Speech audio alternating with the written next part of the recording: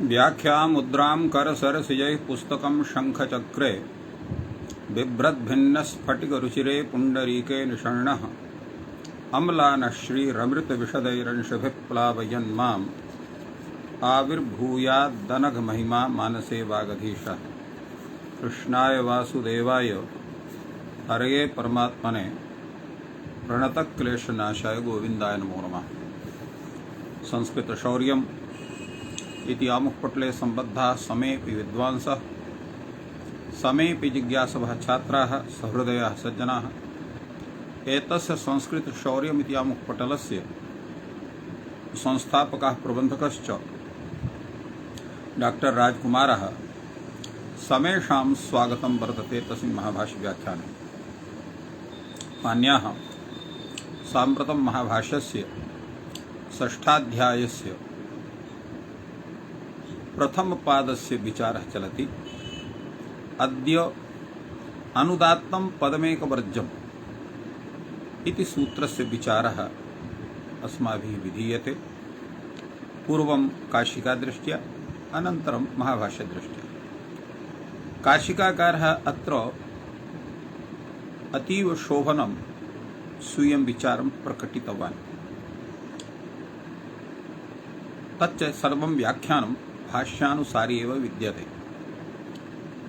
अनुदात्तं पदमेकव्रजम् इति सूत्रं परिभाषासूत्रं वर्तते। स्वर विधि विषया एषा परिभाषा वर्तते।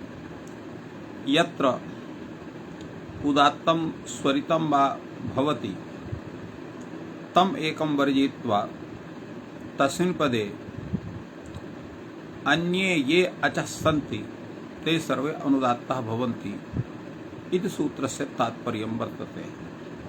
यथा अत्र काशिकाकारः वदति, यत्र अन्यः स्वरः उदात्तः स्वरितो वा विधीयते तत्र अनुदात्तं पदम् एकं वर्जयित्वा भवति इति उपस्थितं द्रष्टव्यम्। अर्थात् यथा पूर्वमस्माभिः उक्तमासीत्, यस्मिन् पदे यः अच् उदात्तः स्वरितो वा वर्तते केनापि सूत्रेण तत्र उदात्तता अनुदात्तता वा विहिता तम् एकं वर्जयित्वा सर्वं पदम् अनुदात्तं भवति। यत् अत्र अयं नियमः परिभाषारूपः सर्वत्र प्रवर्तते।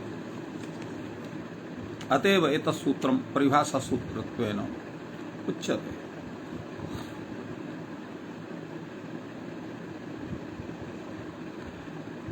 एतद्विषये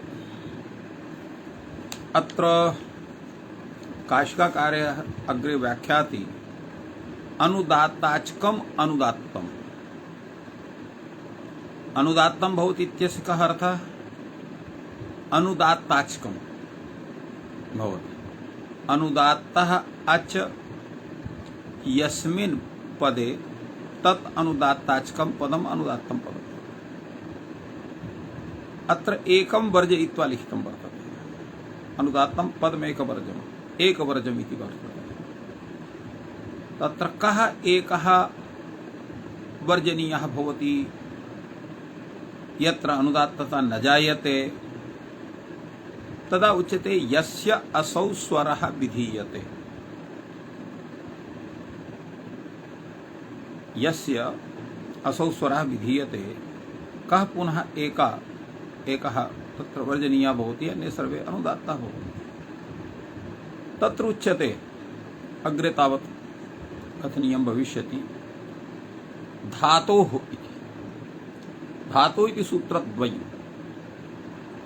एकः धातुः इति सूत्रं तृतीयाध्याये वर्तते। यस्य अधिकारे तत्र ये प्रत्ययाः भवन्ति ते धातोः एव भवन्ति। अत्र धातुः तत्र प्रकृतित्वेन तिष्ठति। अत्र धातोः इत्यधिकारसूत्रम् अपरमपि वर्तते। एतत् सूत्रं षष्ठाध्याये वर्तते। यः तत्र स्वर विशेषं विदधाति। धातोः इति सूत्रं यः वर्तते सः कथयति अन्तः उदात्तः भवति। धातोः यः अन्तः सः उदात्तः भवति। यथा गोपायति, यूपायति। अत्र गुपु रक्षणे धातु गुपु धूपु वणिपडिच्छिभ्यः आयः इस सूत्रेण यदा आय प्रत्ययः भवति तदा गो तत्र गुप आय इत्यस्य अर्धातुकत्वात् अत्र पुगन्त लघुदेश इति सूत्रेण गुणे सति गोपाय इति रूपं भवति। गोपाय इत्यस्य सनाद्यन्ता धातवः इति सूत्रेण अत्र धातुसंज्ञा भवति। तेन गोपाय इति धातु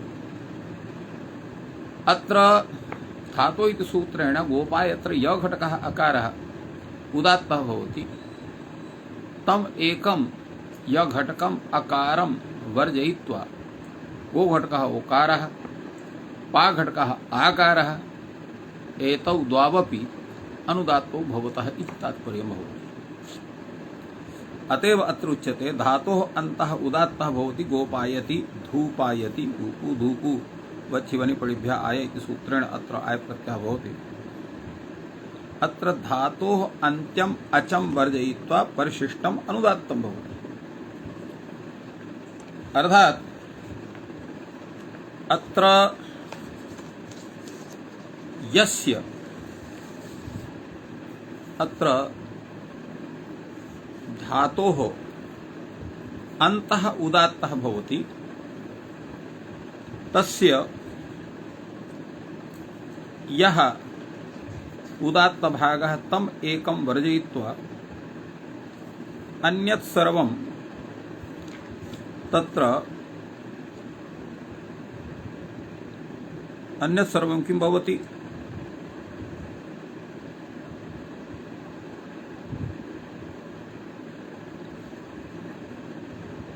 अत्र तथैव स्थितिः वर्तते गोपाय इति।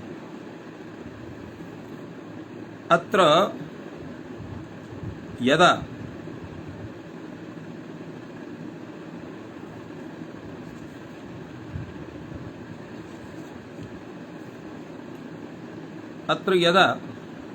गोपाय इत्यवस्थायां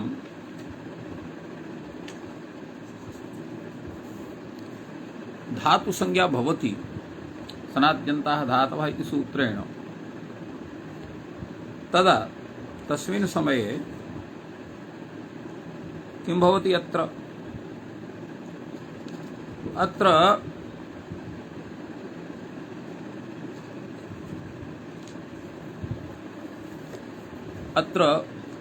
धातु इति सूत्रेण अन्तः यकार घटकः आकारः उदात्तः भवति।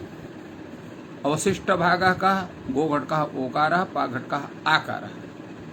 तस्य अनेन सूत्रेण अनुदात्तता भवति इति तात्पर्यम् आयाति। तथैव धातोः अन्त्यम् अचं वर्जयित्वा परिशिष्टम् अनुदात्तं भवति। धातुस्वरं श्नास्वरो बाधते लुनाति पुनाति इत्यत्र। लुञ् छेदने धातु। जय श्री राम। ऊञ् पवने इति धातु। अत्र लु घटकः उकारः, पु घटकः उकारः धातोः सूत्रेण उदात्तः भवति। यदा लट्लकारः तिप् प्रत्ययः लु ति पु ति इत्यवस्थायां शपं बाधयित्वा क्रादिभ्यो अश्ना इत्यनेन अश्ना भवति। अत्र श्ना घटकः यः ना घटकः आकारः सः उदात्तः भवति प्रत्ययः इति सूत्रेण। तिप् घटकः यः ति घटकः इकारः सः अनुदात्तः भवति। कथमिति? तत्र सूत्रं वर्तते अनुदात्तौ सुप्पितौ। यः सुप् प्रत्ययः यश्च पित् प्रत्ययः, पित् पकारि संज्ञकः प्रत्ययः कश्चन अपि भवतु नाम, तस्य यः अच् सोऽपि अनुदात्तः भवति। अनुदात्तौ सुप्पितौ इति सूत्रवचनात्, इति सूत्र विधानात्। तेन अत्र द्वौ उदात्तौ, लु घटकः उकारः, ना घटकः आकारः। तर्हि कः एकः अत्र अवशिष्टः स्यात्, अन्यः अन्यत्र तत्र स्वरान्तरं स्यात्। अत्र न घटकः यः आकारः न इति यः प्रत्ययः सः सतिशिष्टस्वरः पश्चात् सः विहितः। यः पश्चात् विहितः भवति सः बलीयान् भवति।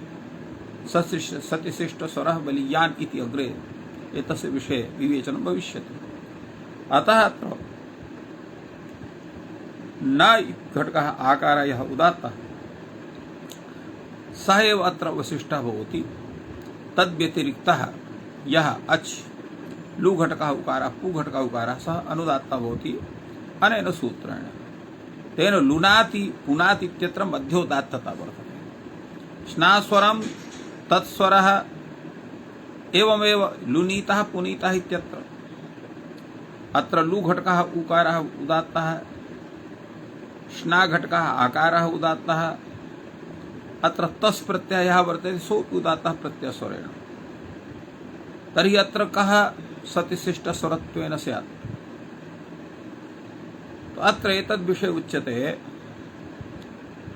अत्र तस् स्वरः बलीयान् भवति।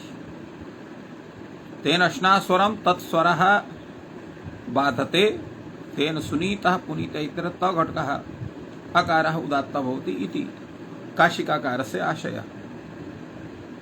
तत्स्वरम् आम् स्वरः तत्र बाधते, यथा लुनीतस्तराम् अत्र तरप् प्रत्ययः पश्चात् वर्तते, तत्र आम् इति भवति। तेन आम् स्वरः सर्वान् बाधते, तेन आम् घटकः आकारः उदात्तः भवति, अन्ये सर्वे अनुदात्ताः भवन्ति। एवं लुनोतस्तराम् पुनीतस्तराम् इति भवति। अतएव एतद्विषये अत्र श्लोकवार्तिकं वर्तते। आगमस्य विकारस्य प्रकृतेः प्रत्ययस्य च पृथक् स्वर निवृत्त्यर्थम् एकवर्जं पदस्वरः। आगमस्य यः स्वरः, विकारस्य नाम आदेशस्य यः स्वरः, प्रकृतेः यः स्वरः, प्रत्ययस्य च यः स्वरः, अत्र सर्वेषां पृथक् पृथक् स्वरस्य स्थितिर्भवति पदे। तत्र पृथक् स्वर निवृत्त्यर्थं यः सतिशिष्टस्वरः तम् एकं वर्जयित्वा पदघटकाः ये अन्ये अचः वर्तन्ते ते सर्वे अनुदात्ताः भवन्ति इति एतस्य तात्पर्यम्। प्रश्नः भवति, आगमस्य विषयः कुत्र दर्शितः? तत्र आगमः भवति चतुरडुहो रामुदात्तः इत्यत्र आम् वर्तते। यः अनड्वान् अनड्वाहौ अनड्वाः इत्यत्र अत्र आम् घटकः यः आकारः सः उदात्तः भवति। आगमस्वरः प्रकृतिस्वरं बाधते इति नियमः। एवमेव विकारस्य यथा स्थनि इत्यत्र विकारः अस्थि शब्दः, अत्र जय श्री राम अस्थि इति शब्दे यदा जस् विभक्तिः भवति, जस् इत्यस्थाने जसो सी इति आदेशः, अस्ति सी इति भवति, इ इति भवति। अत्र किं जायते? यद्यपि इकोचिनुं भुभक्तो इति सूत्रेण नुमः प्राप्तिः वर्तते, तं नुमागमं बाधयित्वा अत्र अस्ति दधि सत्यक्षणामनङ् उदात्तः इति सूत्रेण अत्र अनङ् आदेशः भवति। अयम् अनङ् आदेशः यः वर्तते सः अत्र विकारत्वेन गृह्यते। तड् घटकः थ घटकः आकारः सः उदात्तः भवति। अनङ् इत्यत्र क्षम्यतां, तत्र यतोहि इकारस्य स्थाने अनङ् भवति, अनङ् घटकः आकारः अत्र उदात्तः भवति। अन्ये तत्र तद्विहाय अन्ये सर्वेपि अचः तत्र अनुदात्तः भवन्ति। एवं दधनि इत्यत्रापि वर्तते, अत्र अनङ् स्वरः एव वर्तते। अनङ् स्वरः प्रकृतिस्वरं बाधते इति तात्पर्यम्। अत्र प्रकृतिस्वरम् अनङ् स्वरः बाधते। एवं तत्र प्रत्ययविषये तत्र आगमस्य विकारस्य प्रकृतेः प्रत्ययस्य च प्रकृतेः इत्यत्र गोपाय इति धातुः, तद्विषये पूर्वोक्तम् एव वर्तते। अत्र प्रकृतिस्वरः प्रत्ययस्वरं बाधते, तेन अत्र शप् स्वरं तिप् स्वरं बाधयित्वा अत्र प्रकृतिस्वरः भवति। प्रत्ययस्य कर्तव्यं हर्तव्यं, कर्तव्यम् अत्र क्री धातु, हर्तव्यम् इति ह्री धातु, ह्री घटकः ऋकारः, क्री घटकः ऋकारः धातु स्वरेण उदात्तः भवति। तव्यत् प्रत्ययः यः वर्तते तित् स्वरेण अत्र स्वरितः भवति, किन्तु यदा तव्य प्रत्ययः तदा आद्युदात्तः भवति, प्रत्ययः आद्युदात्तः भवन्ति। तो एवं कर्तव्यं यत्र त घटकः अकारः उदात्तः वर्तते तव्य प्रत्यये सति, अन्यत् सर्वम् अनुदात्तं यदेव हर्तव्यम् इत्यत्रापि उक्तम्। प्रत्ययस्वरः प्रकृतेः स्वरस्य बाधकः भवति। एवं परनित्यन्तरङ्गापवादैः स्वरैर्व्यवस्था सतिशिष्टेन च। अत्र प्रश्नः भवति स्वरव्यवस्था विषये किं करणीयं?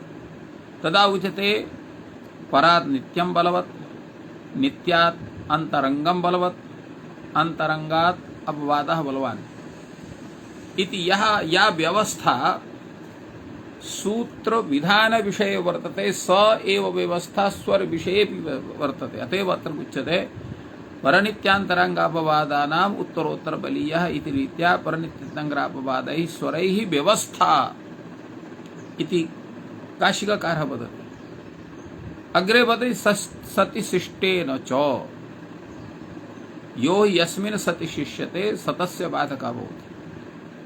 यथा गोपायत इत्यत्र धातुस्वरः बाधः प्रत्ययस्वरः, तेनैव धातुस्वरेण प्रत्ययान्तस्य धातोः सतिशिष्टत्वात् बाधते।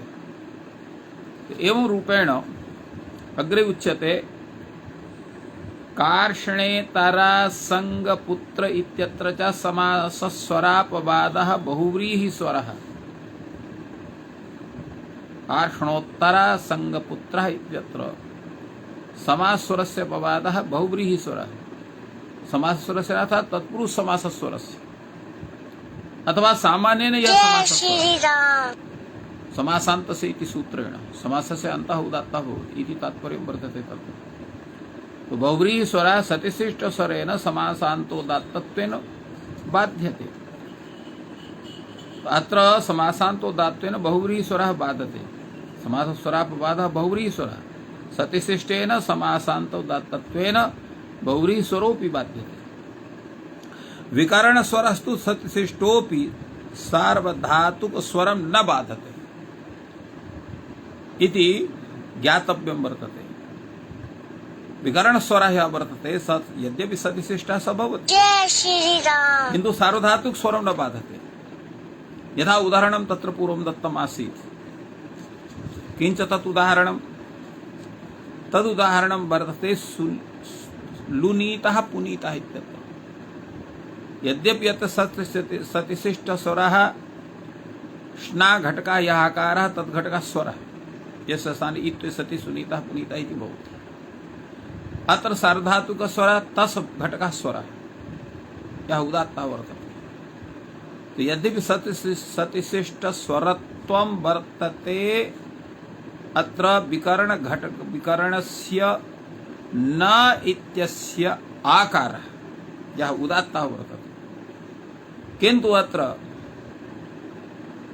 यः सार्वधातुकस्वरः तस् इत्यत्र घटकः आकारः सः अत्र बलीयान् भवति। अतएव स एव अत्र सिद्ध्यते। यतोहि विकरणस्वरः प्रकृतिस्वरं नैव बाधते।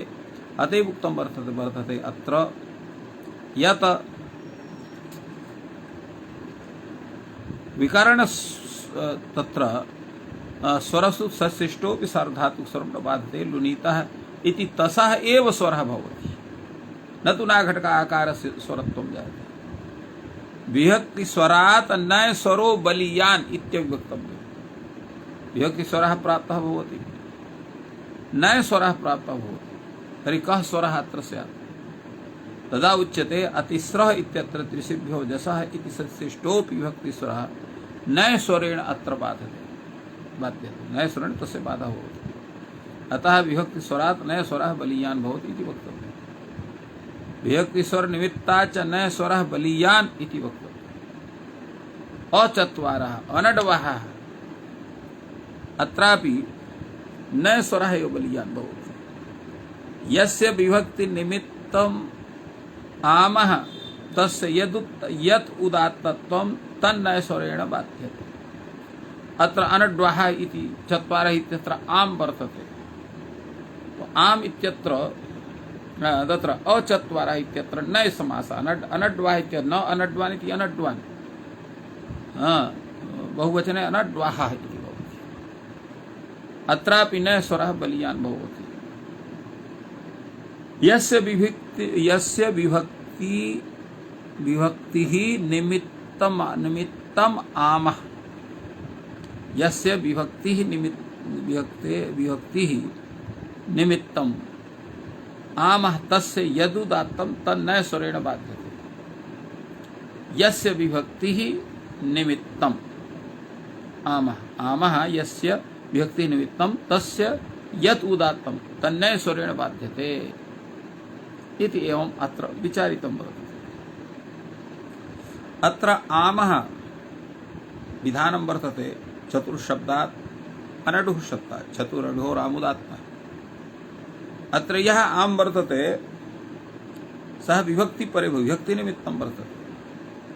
अतः एतस्य उदात्तता अत्र भवति। तन्न स्वरेण बाध्यते। तन्न स्वरेण तस्यापि बाधा भवति। तेन अचत्वारः अनड्वाः इत्यत्र न स्वरः बलवान् भवति। अर्थात् तद् घटकः आकारः अत्र उदात्तः भवति इति वक्तव्यम्।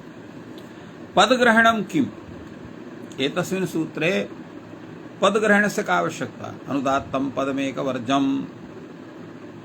अनुदात्तम् एकवर्जम् इत्येव सूत्रं भवतु नाम। पदम् इत्यस्य किमर्थम्? अत्र प्रयोगः वर्तते। उच्यते देवदत्त गावभ्याज शुक्लां दण्डेन इति वाक्ये हि प्रतिपदं स्वरः पृथक् भवति। देवदत्तः गाम अभ्याज शुक्लां दण्डेन इति वाक्यं वर्तते। अत्र पदग्रहणं न स्यात् चेत् तर्हि देवदत्त गामभ्याज शुक्लां दण्डेन इति वाक्ये हि प्रतिपदं स्वरः पृथक् भवति। परिमाणार्थं चेदं पदग्रहणं। परिमाणार्थम् अत्र पदग्रहणं वर्तते। पदाधिकारस्य निवृत्तिं करोति इत्यर्थः।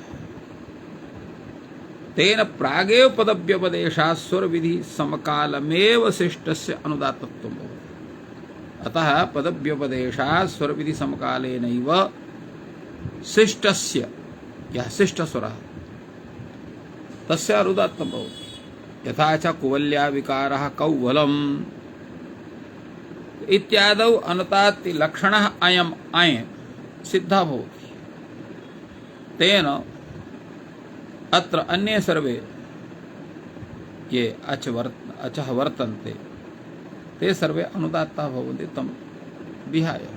तथा गर्भिणी शब्दश्च अनुदात्तादि लक्ष्यस्य आयः बाधनार्थं भिक्षादिषु पठ्यते। अतएव गर्भिणी शब्दः अनुदात्तादि लक्षणस्य अयः बाधनार्थं अनुदात्तादि लक्षण यः अय प्रत्ययः तस्य बाधनार्थं किं भवति? भिक्षादिषु पठ्यते। भिक्षादिगणे तस्य पाठः भवति। अत्र कुवल गर्भ शब्दौ आद्यौ दातौ। अत्र कुवल शब्दः गर्भ शब्दः एतौ द्वावपि शब्दौ आद्युदात्तौ भवतः। एवं रूपेण काशिका ग्रन्थे भूयान् विचारः तस्मिन् सूत्रे वर्तते। पश्यामस्तावत् वयं भाष्यग्रन्थं यत् अनुदात्तं पदवेकवर्जे वर्जम् इति सूत्रस्य भाष्ये कीदृशः विचारः समागतः। अत्र भाष्यकारः तमेव प्रश्नं विदधाति यः प्रश्नः उत्थापितः काशिकाकारेण पूर्वम्। किम अनुदात्तानि पदानि भवन्ति एकं पदं वर्जयित्वा। किम अनुदात्तानि पदानि भवन्ति एकं पदं वर्जयित्वा इति प्रश्नः। सर्वाणि पदानि अनुदात्तानि भवन्ति एकं पदं वर्जयित्वा इति सूत्रस्य तात्पर्यं वर्तते वा इति धिया अयं प्रश्नः। यतो हि अनुदात्तं पदमेकवर्जमित्यत्र पदमित्यस्य अन्वयः एकवर्जमित्यत्र करोति। उच्यते नेत्याः पदे येषाम् उदात्त प्रसंगः ते अनुदात्ताः भवन्ति एकम् अर्चं वर्जयित्वा इति सूत्रस्य तात्पर्यं वर्तते। अर्थात यस्मिन् पदे स्वर विधानं भवति, तो पदे येषाम् उदात्त प्रसंगः ते अनुदात्ताः भवन्ति एकम् अचं वर्जयित्वा। एकम् अचं वर्जयित्वा सर्वे अनुदात्ताः भवन्ति यत्र उदात्तस्य प्रसंगः वर्तते। अत्र कैयट ग्रन्थोऽपि विचारणीयः वर्तते।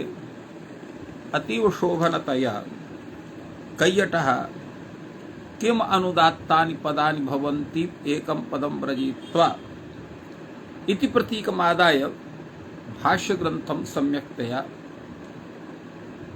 कैयटः व्याख्याति। पदम इति जातौ एकवचनं मन्यते। अत्र तादृशं मत्वैव अत्र प्रश्नः उत्थापितः। यथा ग्रहं सम्मार्ष्टि इत्यत्र ग्रहार्थस्य संस्कार्यत्वात् प्राधान्यात् संख्यायाः अविवक्षा भवति, तथैव अत्र पदम इत्यत्रापि पदस्य संस्कार्यत्वात् अनुदात्तं च लौकिकं मन्यते। लोका हि उदात्तं पदम अनुदात्तं पदम इति व्यवहरन्ति प्रायः। अनुदात्त गुण योगात् पदम अनुदात्तं भवति,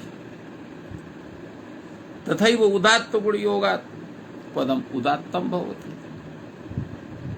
तत्र अचाम अनुदात्त गुण योगे व्यंजनमपि तत्साक्षात्कार्यात् तद्धर्म गृह्यते इति अज्झल समुदाय रूपम पदम अनुदात्त गुण योगात् अनुदात्तम इति सामान्याधिकरण निर्देशः उपपद्यते। यद्यपि हलाम उदात्तः अनुदात्तः स्वरितो वा संज्ञा न भवति, यथा संज्ञा न भवन्ति अचाम भवन्ति। उक्तमपि तत्रैव उच्चैरुदात्तः इत्यत्र ताल्वादि सभागे स्थाने शूर्ध्वभागे निष्पन्नः अच उदात्तः इत्येव उक्तं वर्तते। अच अनुदात्तः भवति, अच स्वरितः भवति। तो हलाम तो उदात्तानुदात्त स्वरितत्वम् अस्त्येव नहीं, तथापि उच्चारणं तेषां भवति। यदा उच्चारणं भवति तदा कश्चन तेषां स्वरोऽपि स्यात्। स्वरविरहितस्य उच्चारणं सम्भवति, किन्तु स्वरत्वम् अचामेव न तु हलाम। तर्हि अत्र किं करणीयम् इति प्रश्नः जागर्ति। तद्विषये अत्र कैयटः समादधाति। लोका हि उदात्तं पदम अनुदात्तं पदम इति व्यपदिशन्ति। तो अनुदात्त गुण संयोगात् पदम अनुदात्तं भवति। तत्र अनुदात्त गुण संयोगः केवलम् अक्षु भवति, न तु हल्सु। तर्हि हलः कथम उदात्तः अनुदात्तः स्वरिता वा स्युः इति अयम् आशंका अत्र उत्थापिता भवति। तद्विषये अत्र कैयटः कथयति तत्र अचाम अनुदात्त गुण योगे व्यंजनमपि तत्साचर्यात् तद्धर्म गृह्यते। तद्धर्मं गृह्णाति। अज्झन समुदाय रूपम पदम अनुदात्त गुण योगात् अनुदात्तम तत्र किं भवति तत्र उदात्तत्वमेव स्वीक्रियते अनुदात्तं वा स्वीक्रियते यादृशं तत्र अचाम स्वरूपं तथैव हलाम अपि स्वरूपं भवति इत्यर्थः। अतएव उच्यते तत्र अचाम अनुदात्त गुण योगे व्यंजनमपि तत्साहचर्या तद्धर्म गृह्यते इति अज्जल समुदाय रूपम पदम अनुदात्त गुण योगात् अनुदात्तम इति सामानाधिकरण्य निर्देशः अत्र चरितार्थः भवति। एक वर्जम इत्यत्र एक शब्देन प्रत्यासत्या पदमेव उच्यते। जय श्री राम। एकं पदं वर्जयित्वा इति तात्पर्यम्। तत्रायं सूत्रार्थः वाक्ये पदमेकं वर्जयित्वा अन्यानि पदानि अनुदात्तानि भवन्ति इति पूर्वपक्षः। अर्थात् इति मत्वा अत्र प्रश्नः उत्थापितः भगवता भाष्यकारेण। समाधानं च किं दत्तम्? पदे येषाम् उदात्त प्रसंगः ते अनुदात्तः भवन्ति एकम् अचं वर्जयित्वा इति भाष्यकारः समादधाति। तत् कथं? ये पदे येषाम् यथा पशुना यजेत इति व्यक्तिगतम् एकत्वं पशोः विशेषणत्वात् यागस्य प्राधान्यत्याद् विवक्षते तथा पदम इत्यत्रापि पदानुवादेन अचाम अनुदत्त विधानात् पदस्य गुणत्वात् तस्य गुणत्वं वर्धते। फलतः तादृशः अत्र व्यवहारः न भवितुमर्हति। तो यथा पशुना यजेत इति व्यक्तिगतम् एकत्वं पशोः गुणत्वात् यागस्य प्राधान्यात् विवक्षते तथा पदम इत्यत्रापि पदानुवादेन अचाम अनुदात्त विधानात् पदस्य गुणत्वात् गुणे च संख्यायाः विवक्षितत्वात् गुणे संख्या विवक्षिता भवति। संख्यायाः विवक्षितत्वात् अत्र किं भवति? अत्र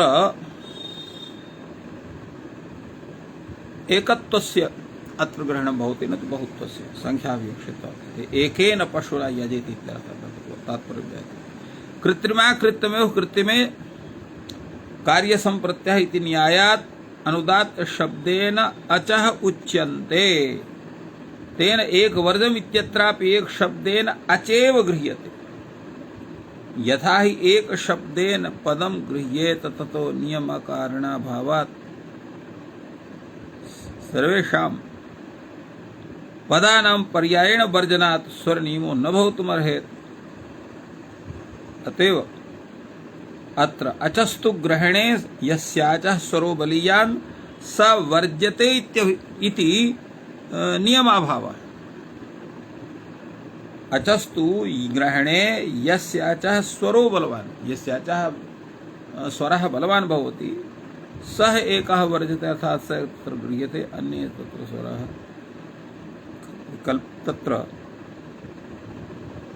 तत्र अन्ये अचस्तु यस्याचः स्वरः सबलवान् भवति स वर्जते इति अनियमाभावः अर्थात् इति अनियमस्य अभावः नास्ति इत्यर्थः।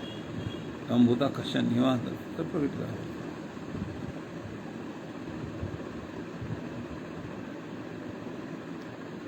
तो एवं एतद्विषये अत्र विचारः समागतः। अग्रे तावत् भाष्यकारः एतस्मिन् विषये विचारयति न कर्तव्यः। एतादृशः प्रयोगः अत्र न कर्तव्यः। न क्षम्यताम् स तर्हि निर्देशः कर्तव्यः अनुदात्तः पदे अनुदात्तः पदस्य इति वा एवं भूतः निर्देशः कर्तव्यः। स तर्हि तथा निर्देशः कर्तव्यः। अनुदात्ताः पदे अनुदात्ताः पदस्य वा कथं भूतः निर्देशः अपि करणीयः। उच्यते अत्र निर्देशस्य आवश्यकता नास्ति न कर्तव्यः। अनुदात्तं पदमेकवर्जम् इत्येव सिद्धम्। अत्र पृथक्तया पदे ग्रहणस्य आवश्यकता नास्ति। कथम मतुपलोपः अत्र द्रष्टव्यः। मतुपः लोपः वर्तते। कुत्र तद् यथा पुष्पका येषां ते पुष्पकाः, कालका येषां ते कालकाः, अक्षरो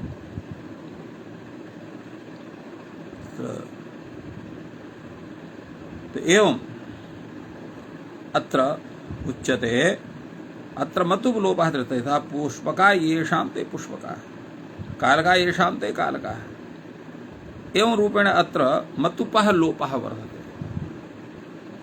अथवा अत्र अकारः मत्वर्थी यः प्रत्ययः वर्तते अर्ष आदिभ्यो अचित्रेण अच् प्रत्ययः। यदा तुन्दः अस्ति अस्य असौ तुन्दः, घटः घाटः अस्ति अस्य सा घाटः। एवं रूपेण तत्र स्वीकर्तुं शक्यते।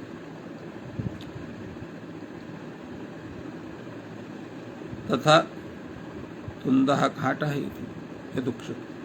प्रश्नः अत्र पुनः उत्थापितः, किमर्थं पुनः इदमुच्यते? एतस्य सूत्रस्यैव का आवश्यकता वर्तते? किमर्थम् एतत् सूत्रं वर्तते? तदा उच्यते आगमस्य विकारस्य प्रकृतेः प्रत्ययस्य पृथक् स्वरवृत्त्यर्थम् एकवर्ज्यं पदस्वरः इति वार्तिक ग्रन्थः। यथा आगमस्य स्वरूपं वर्तते चतुरढो रामुदात्तः। तत्र पूर्वम् अत्र किं भवति? अत्र चतुरढो रामुदात्तः इति सूत्रेण अत्र आम् इति आगमः। चत्वारः अनड्वाः इत्यत्र तत्र आम् यतोहि उदात्तः भवति। चतुरनडुहो रामुदात्तः आम् इति उदात्तः भवति।